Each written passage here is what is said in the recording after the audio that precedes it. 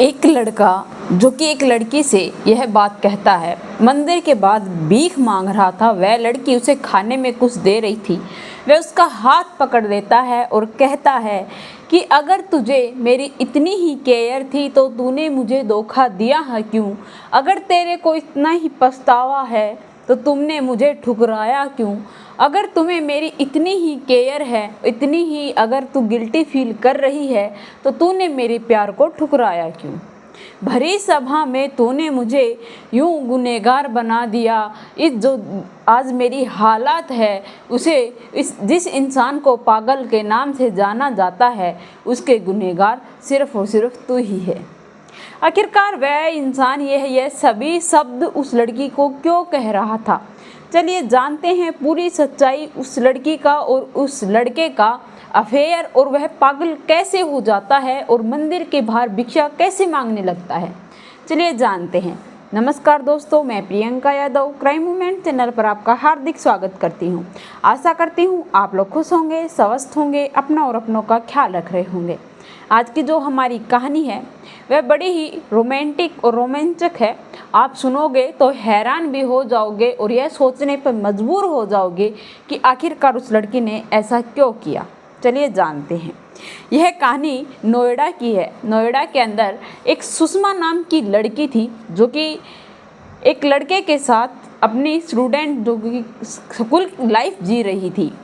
वह लड़की बहुत खूबसूरत थी, सरपंच की बेटी थी, जिसके कारण उससे कोई बातचीत करना ज़्यादा नहीं चाहता था, क्योंकि किसी ने यह सुना था कि उसके पिता बड़े ही बेदयालु इंसान है। अगर किसी ने उनकी बेटी को कुछ कह दिया और अगर उनकी बेटी ने अपने पिता से जाकर ये सब कुछ बता दिया तो शायद उनकी ज़िंदगी पूरी खराब हो सकती है। एक दिन रोहन नाम का एक लड़का जो कि सुषमा के पास जाता है और उसे आई लव यू बोल देता है, क्योंकि वह उसे बहुत पसंद करता था। उसे नहीं आइडिया था कि वह क्या करने वाली है, क्या कहेगी। उसने क्या काम किया कि वह स्कूल टीचर के पास गई और उसकी कंप्लेंट कर दी। स्कूल टीचर ने उसकी बहुत पिटाई भी की, उसे समझाया और डांट फटकार भी मारी और लड़के के घर तक यह बात पहुंच गई। लड़के के माता पिता के सामने लड़के की बहुत इंसल्ट हो जाती है। लड़का ऐसा नहीं था, उसका कहने का अर्थ भी ऐसा नहीं था। अगर लड़की चाहती तो उसे मना कर सकती थी, लेकिन उसने ऐसा नहीं किया, बल्कि टीचर से जाकर कंप्लेंट कर दी, जिसके कारण लड़के को बड़ी ही जिल्लत झेलनी पड़ी। अब लड़के से यह गलती तो हो गई थी। टीचर्स ने लड़की से कहा कि बेटा सुषमा, तुम अपने पिता के पास जाकर इस बात के बारे में कोई जिक्र मत करना, क्योंकि टीचर्स को पता था अगर इसके पिता को इस बात के बारे में पता चल जाएगा तो शायद वह कोई ऐसा एक्शन ले दे कि लड़की का पूरा कैरियर खराब हो सकता है। लड़का पढ़ाई में बहुत होशियार था, लड़का सुंदर भी था, लड़की भी सुंदर थी, वह भी होशियार थी। उसने सिर्फ उस लड़की से एक बार जानना चाहा था, लेकिन लड़के ने मना करने के बाद लड़की भी उसे चाहती थी और लड़का भी उसे चाहता था, लेकिन कभी एक दूसरे की बोलने की हिम्मत नहीं हुई। लड़की जब उस लड़के को पिटते हुए देख रही तो उसे बहुत गिल्टी फील हो रहा था। उसे अपनी गलती का एहसास भी हो रहा था कि अगर तू चाहती तो इसे वहीं पर मना कर सकती थी, इसे थप्पड़ भी मार सकती थी, लेकिन तूने गलत किया है। टीचर्स को बता करके टीचर्स ने इसकी बहुत इंसल्ट की है, इसे बहुत गिल्टी फील हो रहा है। ये सब कुछ होने के बाद धीरे धीरे समय बीतता गया। दोनों अपनी पढ़ाई जारी रखते गए। अब दोनों 12th में हो जाते हैं, 12th के एग्ज़ाम भी आ जाते हैं। लड़का उससे बात नहीं करता था, लेकिन उसकी निगरानी बहुत अच्छे से कर रहा था। वह उसकी केयर भी कर रहा था और यह भी देख रहा था कि वह कैसे जा रही है, कहाँ से जा रही है। वह उसका वेट करता था और अगर वह लड़की आ जाती तो वह चला जाता और वह लड़की उसके पीछे पीछे जाया करती थी। वह लड़की को कभी एहसास नहीं होने देता था कि मैं तुम्हारा इंतज़ार कर रहा था, बल्कि ऐसा फील करवाता था कि उसे उसकी कोई केयर ही नहीं है। एक दिन लड़की अपना रास्ता चेंज कर देती है। लड़के की 10 मिनट पहले छुट्टी होती थी, लड़की की 10 मिनट बाद होती थी। धीरे धीरे ये सिलसिला चलता रहा। लड़की ने साइंस ले रखी थी और लड़के ने आर्ट ले रखी थी, जिसके कारण दोनों एक साथ छूट नहीं पाते थे। दोनों की पढ़ाई अलग हो गई थी। अब धीरे धीरे समय बीत रहा था। एक दिन लड़की उसे नोटिस करती है, 2-3 दिन अपना रास्ता चेंज कर देती है और उस लड़के को देखने लगती है। फिर लड़की यह सोचती है कि क्यों ना एक बार उससे पूछा जाए। वह उसे पूछती है तो लड़का साफ मना कर देता है कि मुझे तुम्हारी कोई केयर नहीं है, मैं तुम्हारा राह नहीं देखता हूँ, तुम्हें यह गलतफहमी है। लड़की कहती है कि मैं जानती हूँ, और वह उससे सॉरी भी मांगती है अपने किए की गलती की, कि उस दिन जो मैंने किया वह गलत था, प्लीज़ मुझे माफ़ कर दो, मुझे भी तुमसे प्यार है। वह अपने प्यार का इजहार उस लड़के से कर देती है। अब धीरे धीरे दोनों एक दूसरे से प्यार करने लगे थे, दोनों अच्छे फ्रेंड भी बन गए थे। लेकिन उनका प्यार ऐसा नहीं था कि जिस्म से प्यार होता हो, ऐसा प्यार नहीं था, बल्कि उन दोनों की फीलिंग्स एक हो रही थी। दोनों एक दूसरे के लिए जी जान से जीना और मरने की कस्में खाने लगे थे। अब लड़का था जो कि आईपीएस की तैयारी कर रहा था और लड़की नेट की तैयारी कर रही थी। लड़की के पिता उसे पढ़ाने के लिए शहर भेज देते हैं, लड़के के भी माता पिता उसे शहर भेज देते हैं। लड़के का एडमिशन बॉयज़ हॉस्टल में होता है, लड़की का गर्ल्स हॉस्टल में होता है। लड़की का और लड़के का कुछ ज़्यादा डिस्टेंस नहीं था जहाँ पर वह ठहरे हुए थे, जहाँ पर उनका रूम था, लेकिन आपस में वह एक दूसरे के रूम पर नहीं जा सकते थे, क्योंकि बॉयज़ के अंदर गर्ल्स का आना अलाउड नहीं होता है और गर्ल्स के अंदर बॉयज़ का आना अलाउड नहीं होता है। अब वह दोनों एक दूसरे से मिलने नहीं पा रहे थे। उन दोनों को नहीं पता था कि वे वहीं पर रह रही है लड़की, और लड़के को नहीं पता था यहीं पर है लड़का। एक दिन अचानक से वे मॉल में टकरा जाते हैं। लड़की भी शॉपिंग कर रही थी, लड़का भी शॉपिंग कर रहा था। जब एक दूसरे को देखते हैं तो एक दूसरे के बारे में पूछने लगते हैं कि बहुत दिन हो गए हैं बातचीत किए हुए, मैंने तो सोचा था कि हम कभी शायद मिल ही नहीं पाएंगे। तो लड़की कहती है कि नहीं, ऐसी कोई बात नहीं है, मैं यहीं पर पढ़ती हूँ। तो लड़का पूछता है कि तुम कहाँ रहती हो, तो वह बताती है कि मैं इस गर्ल्स हॉस्टल में रहती हूँ। तो वह बताता है कि यह तो मेरे हॉस्टल से थोड़ी ही दूर है। फिर वह बताती है कि मैं नेट की तैयारी कर रही हूँ। लड़का कहता है मैं आईएएस की तैयारी कर रहा हूँ। दोनों एक दूसरे से मुलाकात करने लगे। अब बातचीत भी उन दोनों में बखूबी होने लगी। एक दूसरे ने अपने फ़ोन नंबर एक्सचेंज कर लिए थे। अब वह लड़के और लड़की दोनों आपस में फ़ोन पर बात करने लगे थे। फ़ोन पर बात करते थे तो इतनी ही देर करते थे कि बस हाय हेलो हो जाया करता था, खाना खा लिया ठीक हो, बस इतनी ही बात किया करते थे। क्योंकि उन दोनों में डिस्कस था कि अगर हम दोनों ने शादी करनी है तो हम लोगों को पढ़ना होगा, पढ़ कर के कामयाब होना होगा। अगर तुम कामयाब हो गए तो मेरे पिता के पास शादी का रिश्ता लेकर आ जाना, मेरे पिता मान जाएंगे। अगर मैं सक्सेस हो जाती हूँ अपनी लाइफ में, नेट का पेपर क्लियर कर देती हूँ, तो मैं अपने घर वालों पर फोर्स कर सकती हूँ, फोर्स डाल सकती हूँ, उन्हें मना सकती हूँ कि मैं लड़के के साथ शादी कर सकती हूँ, मैं अपनी चॉइस का लड़का ढूंढ सकती हूँ, मैं कमा रही हूँ, मैं एक ऐसे सिंपल लड़के के साथ शादी कर सकती हूँ। अगर हम दोनों में से कोई कामयाब नहीं हुआ तो शायद हमारे घर वाले कभी हमारी शादी के लिए नहीं मानने वाले। यह सब कुछ कहकर लड़की लड़के को उत्साहित करती है। लड़का भी पढ़ाई में बड़ा ही इंटरेस्ट दिखाता है। लड़का दिन रात कर देता है, लेकिन बीच में कुछ दिन की छुट्टियां पड़ जाती हैं। वह दोनों अपने अपने कायदे और कानून में थे और दोनों टाइम तक ही बात किया करते थे। 10 मिनट के बाद उनका फ़ोन कट जाया करता था। उसके बाद चाहे कितनी भी इम्पोर्टेंट बात हो या न हो, वह कभी बात नहीं करते थे। दिन में जब शाम हो जाया करती थी तो शाम को वह बाहर पार्क में टहलने आते उससे मिल लिया करता था और शाम को 10 मिनट तक वह फ़ोन पर बात किया करता था, सिर्फ उसकी केयर करने के लिए कि वह कैसी है कैसी नहीं। एक दिन उनके दोस्त थे जो कि लड़के को ले जाकर मॉल के अंदर कपड़े खरीदवाते हैं, कपड़े खरीदवाना कुछ शॉपिंग करते हैं और फिर फिल्म देखने चले जाते हैं और फिल्म रोमांटिक देख लेते हैं। तो लड़के के अंदर कुछ ऐसी फीलिंग्स आती है कि क्यों ना मैं भी अपनी गर्लफ्रेंड के लिए लॉयल हूँ, उससे बातचीत करूँ, उसको अट्रैक्टिव करूँ। उसके मन में कुछ अजीब चलने लगा, लेकिन लड़की को वह कभी जाहिर नहीं करता था। छुट्टियाँ पड़ जाती हैं, 5 दिन की छुट्टी लड़की की भी पड़ी हुई थी, लड़के की भी। अब लड़की की पास में नानी जी रहती थी, उनका पूरा परिवार रहता था, मामा मामी, मामी के 2 बच्चे थे और नानी थी। नानी जो कि बहुत बीमार रहती थी, उनकी सेवा ही खाट में करनी पड़ती थी, चारपाई पर हमेशा लेटी रहती थी। उसके मामा जी एक फंक्शन में जा रहे थे तो उन्होंने कहा कि बेटा तू सुषमा हमारे पास आ जा, हम शादी अटेंड कर लेंगे और तुम अपनी नानी के साथ रह लेना और छुट्टी एंजॉय कर लेना, हम कल तक आ जाएंगे। अब उनके पास एक रात थी जो वह लड़की अकेली थी। वह लड़का उसके पास फ़ोन करता है और सुषमा कहती है कि मैं आज घर पर अकेली हूँ। तो वह कहता है कि बिल्कुल अकेली हो। तो वह कहती है कि नहीं, ऐसे अकेली नहीं हूँ, मेरी नानी जी है, पर नानी और मैं ही हैं और कोई नहीं है, सभी फंक्शन अटेंड करने के लिए गए हैं और कल आएंगे। अब यह सब कुछ सुनने के बाद वह कहता है कि मैं आ जाऊँ। तो सुषमा मजाक में कह देती है कि ठीक है, हिम्मत है तो आकर दिखाओ। अब यह बात उस पर इतनी भारी पड़ जाती है। कुछ देर बाद लड़का उसके पास कॉल करता है और कहता है कि दरवाज़ा खोलो। तो वह कहती है कि क्यों, क्या है? तो वह कहता है कि मैं बाहर खड़ा हूँ और क्या है।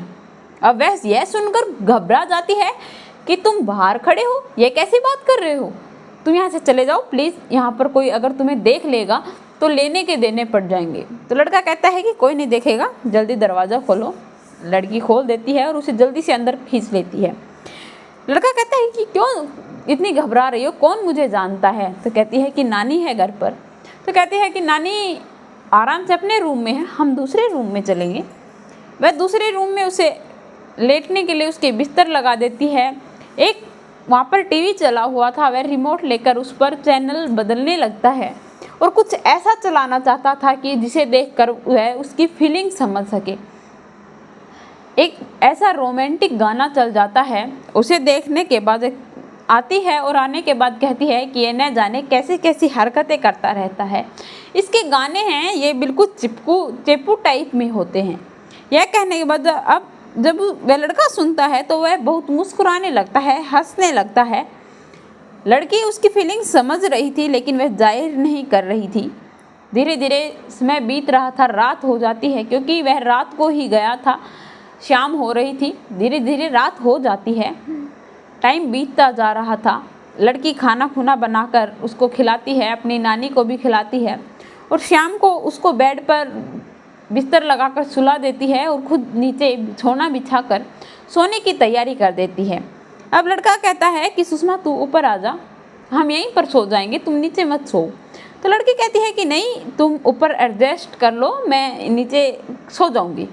ये सब कुछ कहने के बाद वह कहता है कि ठीक है, अगर तुम्हें मेरी बात नहीं माननी है तो मैं चला जाता हूँ। रात बहुत हो चुकी थी, सुषमा उसे भेज नहीं सकती थी। वह कहती है कि ठीक है, मैं आती हूँ। वह उसके पास जाकर सो जाती है। अब अगर एक गर्लफ्रेंड और बॉयफ्रेंड अगर पास सोएं, उनकी फीलिंग्स कैसी होती हैं सभी को पता है। वह एक दूसरे के करीब आ जाते हैं और इतने करीब आ जाते हैं कि एक दूसरे के बारे में किसी को पता ही नहीं होता। फिर सुषमा उसे दूर करती हुए कहती है कि प्लीज़ तुम ऐसा मत करो, मेरे घर वालों को पता चलेगा तो क्या असर होगा हमारी लाइफ पर।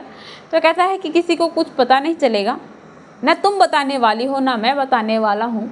यह सब कुछ कहने के बाद लड़की फिर से कहती है कि मेरे अभी पीरियड्स गए हैं तो मैं प्रेग्नेंट हो सकती हूँ।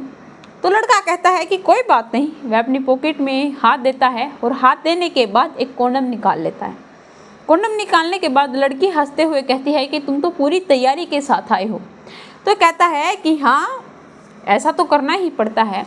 तो लड़की कहती है कि तुम पहले से ही प्लान बना कर आए थे। वह कुछ नहीं कहता, हंसने लग जाता है। दोनों के बीच में जो होना था वह हो जाता है। उसके बाद लड़का सुबह जल्दी ही वहाँ से निकल जाता है, अपने रूम पर जाता है। रोज़ की तरह दिनचर्या उसकी शुरू हो जाती है। खाना बनाता है, खाना बनाकर खाता है। एग्ज़ाम पास आ रहे थे लेकिन लड़की के मामा जी को यह सब कुछ बात पता चल जाती है। किसी ने शायद उन पर सर्च किया और वह इन्फॉर्मेशन उसके मामा जी तक पहुंच जाती है। अब जब उसके मामा जी के पास यह इन्फॉर्म पहुंच जाती है तो लड़की को घबराहट होती है, लेकिन लड़की को भी नहीं पता चलता। उसे ऐसा लग रहा था कि शायद घर वालों को पता चल गया, लेकिन किसी ने कुछ कहा नहीं तो उसे श्योर नहीं थी। धीरे धीरे छुट्टियां ख़त्म हो गई थी। वह फिर से अपने रूटीन में चली जाती है। अब फिर से कॉलेज के एग्ज़ाम आ जाते हैं। फिर से वह अपनी स्कूल जो भी पढ़ाई थी उसे शुरू कर देती है, नेट की तैयारी करने लगती है। एग्ज़ाम आ जाते हैं, एग्ज़ाम थे इसीलिए उसके मामा और उसके पापा कोई रिएक्शन नहीं दिखाते हैं। उन्हें सब पता होने के बाद भी वह अपनी बेटी से कोई क्वेश्चन नहीं करते, कोई पूछताछ नहीं करते। धीरे धीरे समय बीतता जा रहा था। लड़की अपने पेपर क्लियर कर देती है, लेकिन वह पास नहीं हो पाती क्योंकि उन दोनों के ध्यान एक दूसरे की तरफ ज़्यादा हो चुका था, पढ़ाई डिस्टर्ब हो चुकी थी।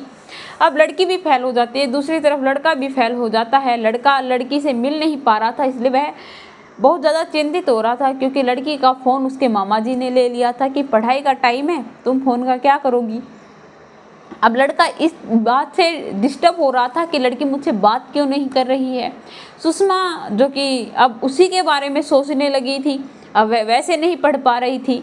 अब धीरे धीरे दोनों एक दूसरे की तरफ आकर्षित होते हुए दोनों फेल हो जाते हैं। अब लड़की के पिता को ये बात पता चलती है तो वह लड़की को कहते हैं कि अब तुम्हारी शादी करना ही हमारे लिए एक ऑप्शन बचा है, क्योंकि हमने तुम्हें पढ़ाने के लिए वहाँ भेजा था, आस्की के लिए नहीं। तुमने क्या किया, तुम तो पढ़कर आई नहीं, तुमने तो सारी मेहनत पर पानी फेर दिया। अब लड़की यह बता नहीं सकती थी, न पापा से पूछ सकती थी कि आप मुझे ऐसा क्यों कह रहे हो। लड़की के लिए एक लड़का ढूंढ लिया जाता है, शादी फिक्स कर दी जाती है। लड़की अपनी माँ से कहती है कि माँ मुझे ऐसे से एक लड़का पसंद है, मैं उसी से शादी करना चाहती हूँ, लेकिन वह नौकरी नहीं लगा हुआ है। लड़की की माँ उसके पिता को कहती है जा कर के। जब पिता सुनते हैं तो वह अपनी बेटी के पास आते हैं और बेटी से कुछ बात करते हैं और कहते हैं कि बेटा क्या करेगी उससे शादी करके। वह उन्हें ऐसे समझाते हैं कि लड़की अपने रास्ते से भटक जाती है और अपने माता पिता की बात मान लेती है। वह उन पर इमोशनल अत्याचार करते हैं और कहते हैं कि बेटा ना तो तू सक्सेस है ना वो लड़का सक्सेस है, तुम और वो दोनों कैसे कमा कर खा सकते हो, दोनों एक दूसरे के साथ कैसे एडजस्ट करोगे। लड़की भी मान जाती है और लड़की उस लड़के को करना बंद कर देती है। लड़का फ़ोन बार बार उस लड़की के फ़ोन पर किए जा रहा था। एक दिन लड़की उठाती है और कहती है कि मैं तुमसे कुछ देर बाद फ़ोन कर बात करती हूँ, अभी कोई आ जाएगा। तो लड़का अपनी सारी बात उसे कह डालता है कि मुझे पता है कि तुम्हें रिश्ता मंजूर है, तुम शादी कर रही हो, लड़के नौकरी लग रहा है, इसीलिए तुमने मुझे धोखा दे दिया है। लड़की कुछ नहीं कहती, बल्कि उसके फ़ोन के अंदर रिकॉर्ड हो रही थी जो वह दोनों बातें कर रहे थे। लड़की का पिता वह सब कुछ सुन लेता है और सुनने के बाद वह पंचायत करता है। गांव के सभी मुखियाओं को, जो भी गांव के सभी लोगों को बुलाया जाता है, लड़के के घर वालों को भी बुलाया जाता है पंचायत के अंदर और कहा जाता है कि यह लड़का मेरी बेटी के पीछे पड़ा हुआ है। तो यह बात सुनते हैं तो गांव के कुछ बच्चे थे जो उस सुषमा के साथ पढ़ाई करते थे, तो उन लोगों ने भी जाहिर किया कि यह लड़का इसके पीछे पड़ा हुआ था। स्कूल के अंदर भी इसने इसको छेड़ा था, जिसके कारण लड़की ने स्कूल में टीचर्स से कंप्लेंट भी दर्ज करवाई थी। जब ये लोग एक दूसरे के लिए कुछ भी मायने नहीं थे। ये सब कुछ कहने के बाद सभी को बिल्कुल क्लियर हो जाता है कि लड़की की गलती नहीं बल्कि लड़के की गलती है। वह लोग कहते हैं कि इसे सज़ा देनी चाहिए। तो लड़का कहता है कि मैं मान लूँगा अगर मुझे सुषमा आकर कहे कि मेरी गलती है, मैं उसके पीछे पड़ा हुआ था। ये सुषमा को बुला लेते हैं और सुषमा जब आती है तो लड़के के सपने चकनाचूर हो जाते हैं, क्योंकि सुषमा कहती है कि हाँ यह मेरे पीछे पड़ा हुआ था, मुझे ज़बरदस्ती पाना चाहता है और अब यह मुझे धमकी भी दे रहा है कि अगर तुमने कहीं और शादी की तो ये मुझे जान से मरवा देगा। यह सब कुछ सुनकर लड़का हिल जाता है और आंखें नम हो जाती है और आंसुओं को रोक नहीं पाता। उसके बाद वह लड़का कुछ नहीं कहता है कि ठीक है, जिसने जो सज़ा देनी है मुझे दे सकते हो। जब अपने ही गैर हो गए हैं तो दूसरों से तो क्या ही उम्मीद की जा सकती है, ऐसा कहता है। तो गांव के लोग कहते हैं कि यह पहले यहाँ पर अपने कपड़े उतारे, इसका मुंडन किया जाए और इसके ऊपर सभी लोग थूकेंगे।